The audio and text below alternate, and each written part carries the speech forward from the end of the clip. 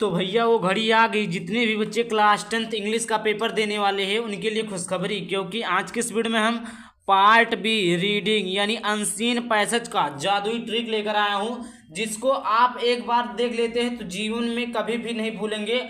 और आपने पढ़ा भी नहीं होगा तब भी आप लिखना सीख जाएंगे, वो भी कॉपी में, कि किस प्रकार आपको अनसीन पैसेज का ये जो चारों क्वेश्चन पूछता है इसको आप किस प्रकार हल करेंगे।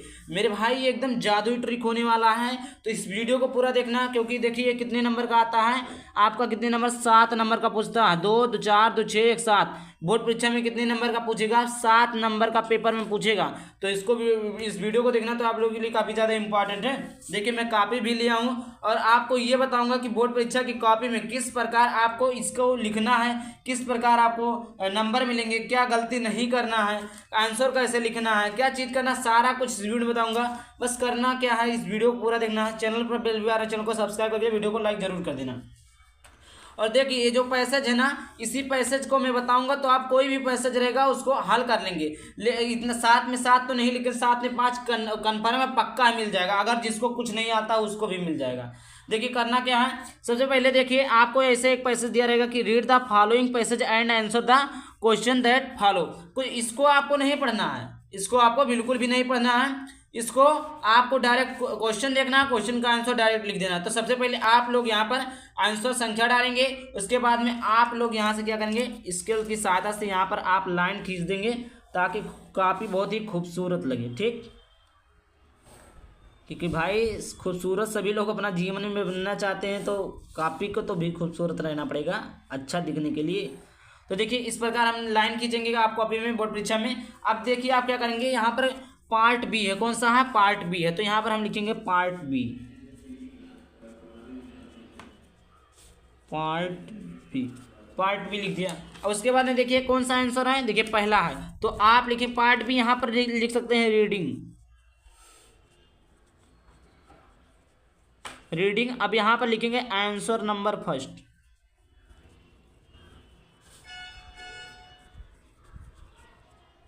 आंसर नंबर क्या लिखेंगे, फर्स्ट। उसके बाद में इसको भी हम क्या करेंगे, लाइन खींच देंगे। ठीक, इस प्रकार। अब देखिए इसके बाद में कैसे इसको हल करेंगे। तो देखिए यहाँ पर पहला दिया है ए, तो यहाँ पर क्या लिखेंगे, ए आपने लिख दिया। उसके बाद देखिए क्वेश्चन क्या दिया, क्वेश्चन दिया आपका कि what did the king do when he found out that the man was innocent. तो देखिए आपको कैसे हल करना है, आप इसको कुछ भी जानते नहीं है, तो आपको करना क्या होगा, इस पेज में इस पैराग्राफ दिया है, इस पैराग्राफ में आपको इनोसेंट को ढूंढना है। क्या ढूंढना, देखिए कैसे आपको पता चला कि इनोसेंट, देखिए इसमें डिड की द किंग ये सब कॉमन वर्ड नहीं है, तो इस जो लाइन लिखा है इसमें कॉमन वर्ड क्या है, कॉमन आपका क्या, इनोसेंट है। इनोसेंट आप इस पैराग्राफ में ढूंढिए कहाँ पर, देखिए व्हेन द किंग विजिटेड जो एट द इनोसेंट, यहाँ पर मिल गया, क्या मिल गया, यहाँ पर आपका इनोसेंट मिल गया।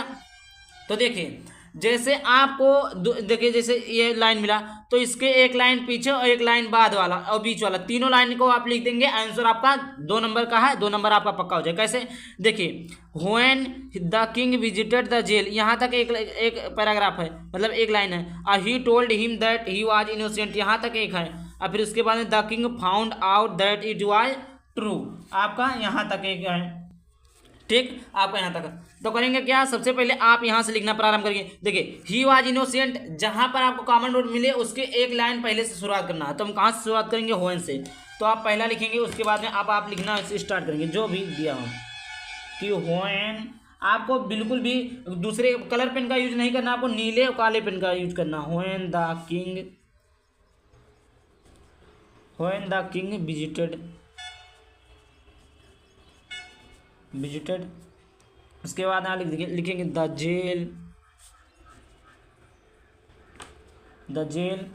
उसके बाद ही टोल्ड हिम।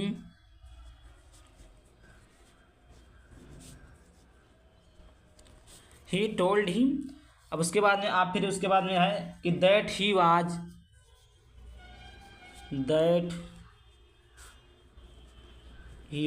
कहाँ तक आप लिखेंगे, यहाँ देखिए यहाँ तक एक लाइन इसके बाद में है, तो आप यहाँ तक भी लिख सकते हैं, यहाँ पर तक लिख सकते हैं। तो देखिए ही was innocent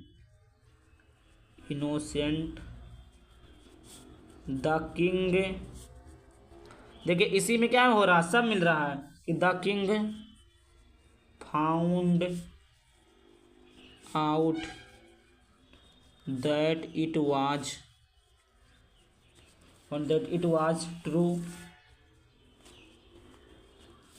the king gave him a sum of money and set him free। क्या किया हमने, यहाँ तक आपका लिख दिया, यहाँ तक लिख दिया, ये आपका पहला आंसर हो गया। अब उसके बाद में देखिए दूसरा आपका बी में देखिए आपका क्या पूछा है, बी है आपका है, देखिए बी है कि why was the shopkeeper surprised. अब इसमें शॉपकीपर आपको सरप्राइज ढूंढना, क्या ढूंढना है, शॉपकीपर सरप्राइज। तो यहाँ पर ढूंढिए, देखिए where some birds when kept cakes for sale he purchased all the birds for shopkeeper. देखिए शॉपकीपर यहाँ पर मिल गया। अब देखिए यहाँ पर शॉपकीपर मिला तो एक लाइन ये हो गया, एक लाइन ये हुआ, ठीक, यहाँ तक।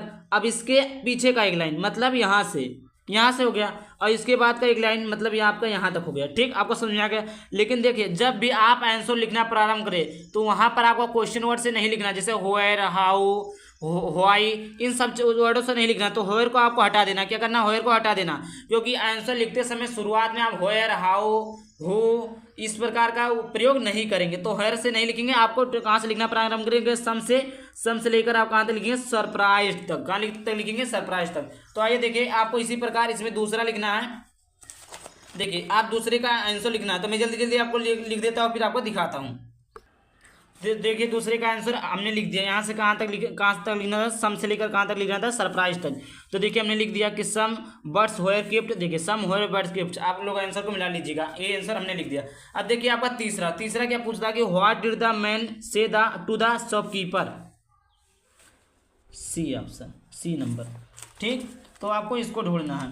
तो देखिए क्या कहा है कि what did the man say to the shopkeeper, मतलब आदमी ने शॉपकीपर से क्या कहा, दुकानदार। तो देखिए यहीं पर कुछ दिखा, देखिए यहाँ पर the man said to him, यहाँ पर दिख गया ना, मैन सेड, से को सेड में इफ यू बीवन, देखिए यहाँ पर मिल गया ना, if you had been in person like me for no felt, आपको मिल गया। तो आपको यहाँ से लिखना प्रारंभ करना कि the man said to him,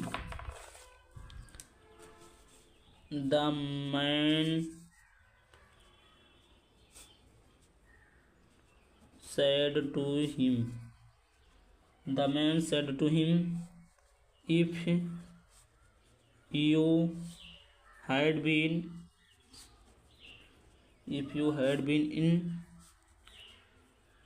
person like me for no FAULT, उसके बाद में क्या लिखा है, you would have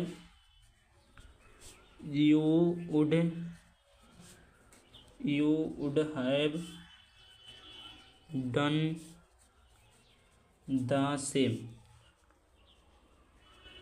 इस प्रकार देखिए तीसरे का भी हो गया, ये तीसरे का था, तीसरे का। अब चौथे का क्या है, डी, कि which word in the passage is opposite word sold. देखिए इसका क्या, सोल्ड का अपोजिट वर्ड ढूंढना, ये आपका एक नंबर, इसमें थोड़ा केवल आपको एक नंबर में दिमाग लगाना पड़ेगा।